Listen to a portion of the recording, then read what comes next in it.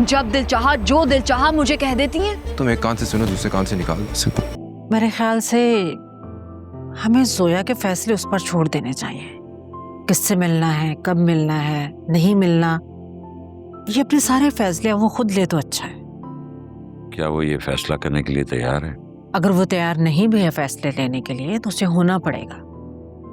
पूरी जिंदगी है उसकी, जिंदगी गुजारनी है, बेटी का साथ है, हम कब तक हैं उसके साथ।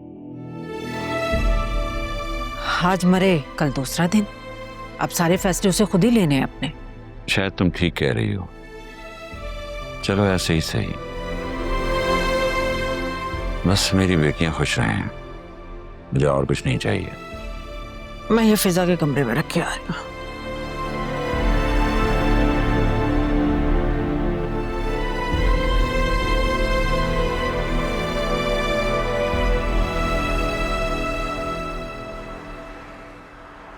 Thank you Fariya, thank you so much. अगर तुम उस दिन हेल्प ना करती ना तो मैं अपने भाई को खो देता। तुम्हें अंदाजा नहीं है कि वो हॉस्पिटल में किस कंडीशन में था, उसकी बहुत हालत खराब थी। You're most welcome. लेकिन ऑनेस्टली मम्मी ने उस दिन कुछ ज्यादा ही बोल दिया था। I was so embarrassed. It's okay, it's fine. मैं आंटी की फ्रस्ट्रेशन समझ सकता हूँ। Oh God, उस दिन मम्मा ने जब तुम्हें कहा कि फरिया से तुम्हें शादी करनी पड़ेगी, तुम्हारा रिएक्शन देखने वाला था। I mean, जब भी मैं उसके बारे में सोचती हूँ इतनी हंसी आती है। But thank you so much कि तुमने आंटी को संभाला और समझाया। वरना क्या तुम मुझसे शादी करने के लिए एग्री कर जाते? फरिया, आई एम मैरिड ना, and you know it already, right? Right. I know. Mama these days, she's so unpredictable. Actually, cancer की वजह से वो काफी सेंटी सी रहती हैं। लेकिन मैंने उनको बहुत बातें सुनाई। वो इतनी शर्मिंदा सी हो गई थी वैसे तो। नहीं फरिया, देखो प्लीज, अब उन्हें मजीद बातें मत सुनाओ। वो उन्हें जो ठीक लगा उन्होंने वही कहा। It's okay, it's fine. तबीयत कैसी है अब उनकी? She is much better now. बस एक तो डॉक्टर के विजिट रह गए हैं, that's it. नहीं इंशाल्लाह उनका कैंसर उनका क्योर हो चुका होगा, तुम देखना। Inshallah. I hope so. But I am really happy for you, Wase.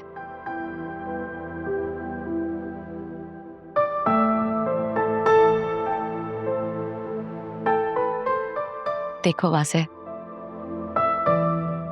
मैंने रियलिटी को एक्सेप्ट कर लिया है। आई नो तुम अब किसी और के हो चुके हो,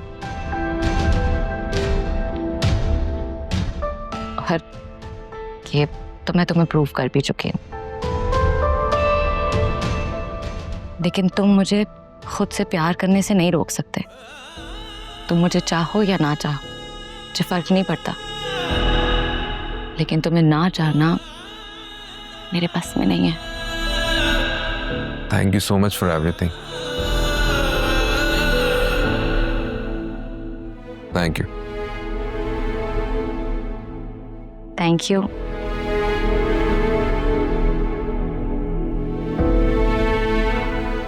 no, actually I am really sorry. उस दिन मम्मी ने इतनी बातें करती थी। वो भी माँ है ना, at the end of the day एक माँ अपनी औलाद के बारे में ही सोचती है, तो बस इसीलिए। डोंट वरी, मैं पर्सनली उन्हें थैंक यू करने आऊंगा। तुम्हें लगता है सिर्फ थैंक यू से बात बन जाएगी? तुम्हें पेनल्टी पड़ेगी। तुम्हें अब मामा को डिनर पर लेकर जाना है। हाँ ठीक है, नो प्रॉब्लम। तुम जब कहोगे हम तब चलेंगे।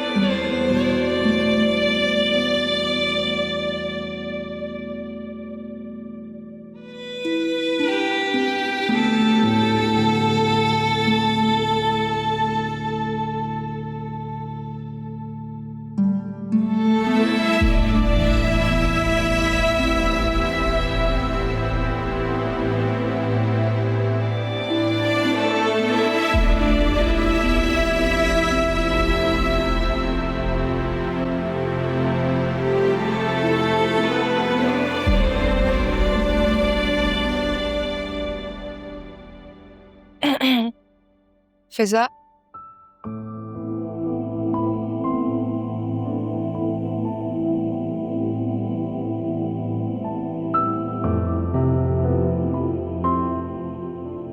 काफी महंगे गिफ्ट्स हैं, बहुत अच्छे। अल्लाह तुम्हें मुबारक करे।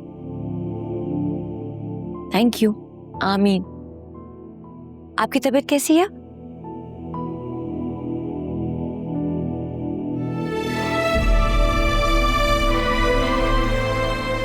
स्ट्रेस, डिप्रेशन की मेडिसिन खाती हूँ और सो जाती हूँ।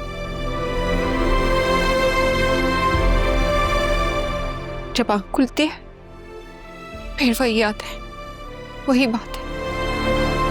दिमाग ना सुन होने लगता है मेरा, हाथ पाँव में जैसे जान ही नहीं रहती। मुझे लगता है अब आपको थेरेपी की जरूरत है। किसी अच्छे साइकोलॉजिस्ट को दिखाएं।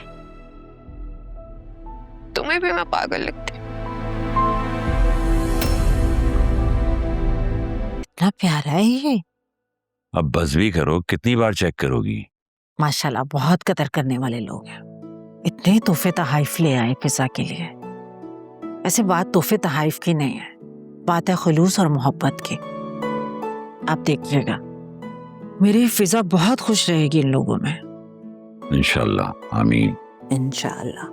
मैं तो सोच रही थी कि ये लोग बस मिलने आ रहे हैं, लेकिन वो तो पूरी बरी का एहतमाम करके ले आए।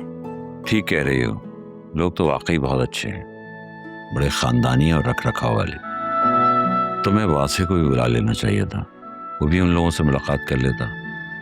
अब तो अगले साल ही मुलाकात होगी उसकी। हाँ मैंने कहा था, लेकिन आपको तो पता है आलिया के ससुराल में क्या मसले मसाइल चल रहे हैं। आलिया कह रही थी कि अभी मैं अकेली आ जाऊंगी, वासे बाद में आके मिलने का। फिर तो उसने अपने ससुराल में भी जिक्र नहीं किया होगा। नहीं, कह रही थी कि जब अकरम जेल से वापस आ जाएगा ना तब बताऊंगी। असल में अकरम के जेल जाने का उन्होंने भी सबसे छुपाया हुआ है। चलो खैर है, बस अल्लाह जल्दी से मामलात निपटा दे तो मैं खुद आलिया के घर मिठाई लेकर जाऊंगा। हाँ ये मुनासिब रहेगा।